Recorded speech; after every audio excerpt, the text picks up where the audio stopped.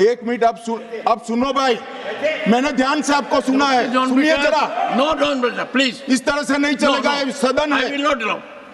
The Honorable Minister of State in the Ministry of Home Affairs, Honorable Minister, Honorable Home Minister. सभापति महोदय, statement जो है भारत सरकार का वो नित्यानंद जी ही बताएंगे, मगर मैं कुछ चीज़ों की स्पष्टता करने के लिए आपकी अनुमति से इस सदन के सामने खड़ा हुआ। सबसे पहले इस घटना में जितने भी लोग हताहत हुए हैं, जो घायल हुए हैं, वो सभी के परिवारजनों के साथ मैं मेरी संवेदना व्यक्त करना चाहता हूं और बड़े दुख के साथ आज मैं उनके प्रति अपार संवेदना के साथ इस सदन में खड़ा हुआ हूं। जैसा मैंने पहले कहा कि सरकार की ओर से जवाब श्री नित्यानंद राय ही देने वाले हैं।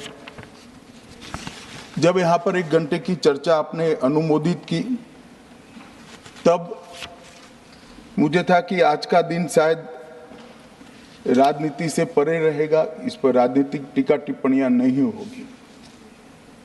खैर, उद्देश्य से या जानकारी के अभाव से कुछ टिप्पणियां भी हुई और कुछ सदन को पूरा देश देखता है, इसलिए देश के सामने कोई गलतफहमी न हो जाए, इसलिए मैं स्पष्टता करने के लिए खड़ा हुआ। दोषारोपण हुआ या जानकारी के अभाव में मुझे मालूम नहीं है, मगर मुझे स्पष्टता करनी है माननीय महोदय, आपके माध्यम से सदन से और सदन के माध्यम से पूरे देश को। Early warning, early warning, early warning, early warning बोलते ही गए। अंग्रेजी में जितने भी गंभीर प्रकार के शब्द है अपने भाषण में डालकर इसको बताया गया। मैं सदन के सामने स्पष्टता करना चाहता हूं, 23 जुलाई को केरल सरकार को अर्ली वार्निंग भारत सरकार की ओर से दी गई थी। 23 जुलाई को, 7 दिन पहले, फिर 24 को गई, फिर 25 को गई, 26 तारीख को मान्यवर ये कहा गया कि 20 सेंटीमीटर से ज्यादा वर्षा होगी, भारी वर्षा होगी, लैंडस्लाइड होने की संभावना है, मड भी रस होकर आ सकता है और लोग इसके अंदर दबकर मर भी सकते हैं। मैं कुछ कहना नहीं चाहता था मान्यवर, मगर भारत सरकार की अर्ली वार्निंग सिस्टम पर सवाल किए गए, इसलिए मैं कहता हूं please listen us, please listen अस, मत चिल्लाइए, प्लीज रीड इट। जो वार्निंग भेजा है उसको पढ़िए जरा। और इस देश में कई राज्य सरकारें ऐसी हैं जिन्होंने इस प्रकार की वार्निंग का उपयोग कर कर जीरो कैजुअलिटी डिजास्टर मैनेजमेंट किया है। मैं ओडिशा राज्य सरकार के लिए भी, उस वक्त हमारी नहीं थी, नवीन बाबू की थी, हमने 7 दिन पहले साइक्लोन का अलर्ट भेजा, सिर्फ एक व्यक्ति मारा गया, वो भी गलती से मारा गया। गुजरात सरकार को हमने साइक्लोन का अलर्ट 3 दिन पहले भेजा, एक पशु भी नहीं मरा साहब। मगर मैं बड़ी विनम्रता के साथ कहना चाहता हूं कि आप जो घिसे पिटे शब्द यहां लेकर आए हैं और डिमांड ही करते जा रहे हैं, अर्ली वार्निंग सिस्टम है। भारत सरकार ने 14 के बाद अर्ली वार्निंग सिस्टम के लिए 2000 करोड़ रुपया खर्च किया है और इसको साझा किया जाता है मान्यवर। 7 दिन पहले हर राज्य को सूचना भेजी जाती है और वो सूचना साइट पर सबके लिए भी उपलब्ध है, मान्य सांसदों के लिए भी उपलब्ध है।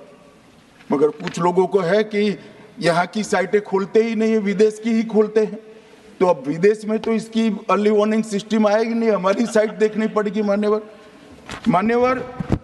वर्षा, 1 मिनट, अब सुनो भाई, मैंने ध्यान से आपको सुना है, सुनिए जरा। नो डॉन प्लीज, इस तरह से नहीं चलेगा, ये सदन है। I will not allow.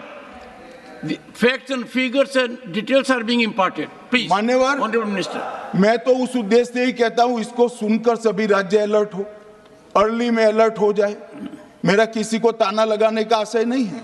वर्षा के लिए अर्ली वार्निंग सिस्टम है, हीट वेव के लिए है, तूफान के लिए है, चक्रवात के लिए है, यहां तक बिजली के लिए भी अर्ली वार्निंग सिस्टम है, जो 10 मिनट पहले बिजली अक्षांश रेखांक के साथ कहां गिरेगी वो सीधा कलेक्टर को इन्फॉर्म करती, मगर इसका कोई जिक्र नहीं कर रहा है।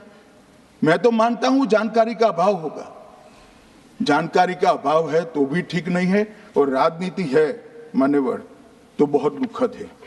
मान्यवर, कई सारे राज्यों ने इसका उपयोग भी किया है और परिणाम भी आए हैं, और इस अर्ली वार्निंग सिस्टम के तहत मैं आज सदन को बताना चाहता हूं, 23 तारीख को ही मेरे ही अनुमोदन से 9 एनडीआरएफ की टीमें केरल के लिए रवाना हो गई थी कि वहां लैंडस्लाइड आ सकता है। भारत सरकार ने 9 एनडीआरएफ की टीमें विमान से वहां भेजी। मैं पूछ सकता हूं मान्यवर, इतना मुझे पूछते हैं सारे लोग, केरल सरकार ने क्या किया? अनधिकृत लोग रह रहे थे, नहीं रह रहे थे, मगर वल्नरेबल सिचुएशन तो थी। इनको शिफ्ट किया गया क्या? क्यों नहीं किया गया? कौन रोकता था? और शिफ्ट किया तो मरे कैसे? शिफ्ट पहले नहीं किया गया है, बाद में किया गया है। जितना बोलोगे उतना नुकसान होगा। मैं बोलना नहीं चाहता, परंतु जब आप आरोपात्मक तरीके से बात करते, मैं शांति से यहां बैठकर सुनने ही आया। मान्यवर, मैं आज आपके माध्यम से कहना चाहता हूं कि early warning system Narendra Modi ji 2014 में प्रधानमंत्री बने, 2016 से ये प्रोजेक्ट चालू हुआ और 23 तक दुनिया की सबसे आधुनिक अर्ली वार्निंग सिस्टम कहीं पर है तो भारत में। और इसका 7 दिन पहले इसका अनुमान देने वाले 4 ही देश है, उसमें से एक भारत है। मगर उसको पढ़ना पड़ता है, डिमांड करने से कुछ नहीं होता।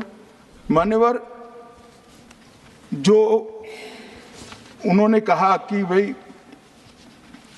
डिजास्टर के पैसे रिलीज करने का राज्य के साथ पास अधिकार नहीं है, वो गलत है। मान्यवर, मैं इसकी भी स्पष्टता करना चाहता हूं क्योंकि सदन का रिकॉर्ड साफ रहना चाहिए। एसडीआरएफ में 10% राशि कोई भी राज्य अपने हिसाब से अपनी गाइडलाइन से इश्यू कर सकता है, और 100% राशि भारत सरकार की जो गाइडलाइन इश्यू हुई है, गाइडलाइन इश्यू के किसी भी परमिशन की भारत सरकार की जरूरत नहीं है, गाइडलाइन को सिर्फ फॉलो करना है।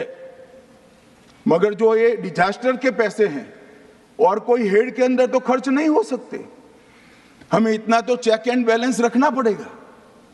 तो फिर भी 10% खर्च तो डिजास्टर के नाम से कुछ भी आप करें कोई नहीं पूछता। 90% खर्च आप गाइडलाइन के हिसाब से डिजास्टर के लिए भारत सरकार की कोई परमिशन लेने की जरूरत नहीं। और बंगाल का भी कहा मान्यवर, डिटेल स्टेटमेंट नित्यानंद जी पढ़ेगी, मतलब मैं स्ट्रक्चर्ड स्टेटमेंट नहीं दे रहा हूं, सिर्फ स्पष्टताएं कर रहा हूं। मान्यवर, बंगाल का भी कहा, हमने 6,244 करोड़ रुपया 14 से 24 तक बंगाल के अप्रूव किए हैं, और जिस प्रकार से इनके खर्च का हिसाब आता है इस हिसाब से रिलीज होते हैं। उसमें से 4,619 4619 करोड़ रुपया हमने रीएम्बर्स कर दिया है, मगर वहां थोड़ा प्रॉब्लम है हिसाब भेजने में। अब वो तो मैं अच्छे से नहीं कर सकता साहब, बंगाल ने ही करना पड़ेगा। अकाउंट देना पड़ता है तो सरकार है, कोई पॉलिटिकल पार्टी नहीं है ना। सरकार के कुछ रूल्स होते हैं, रेगुलेशन होते हैं, अकाउंटिंग सिस्टम होती है, एजी का ऑडिट होता है। हम किसी को नहीं मानेंगे तो थोड़ी तकलीफ आएगी, मगर धीरे धीरे आदत पड़ रही है, इंप्रूवमेंट आया है। इसीलिए 6244 में से 4619 करोड़ रुपया इनका रिलीज हो चुका है। और मैं फिर से कहना चाहता हूं मान्यवर, अर्ली वार्निंग सिस्टम दी गई थी, इसीलिए 23 तारीख को हमने एनडीआरएफ की 9 बटालियन वहां पर 9 बटालियन वहां पर हमने भेज दी थी, और 3 कल रवाना करी है। एनडीआरएफ की बटालियन उतरने से भी अलर्ट अगर हो जाते तो काफी कुछ बच जाता, मगर मैं किसी पे दोषारोपण नहीं करना चाहता हूं। ये समय है केरल की सरकार के साथ खड़ा रहने का, केरल की जनता के साथ खड़ा रहने का और जो लोगों की हानि हुई है उनके साथ खड़ा रहने का। मैं सदन को विश्वास दिलाना चाहता हूं, irrespective of party politics, Narendra Modi सरकार केरल की जनता और केरल की सरकार दोनों के साथ चट्टान की तरह खड़ी रहेगी। किसी को संशय रखने की जरूरत नहीं।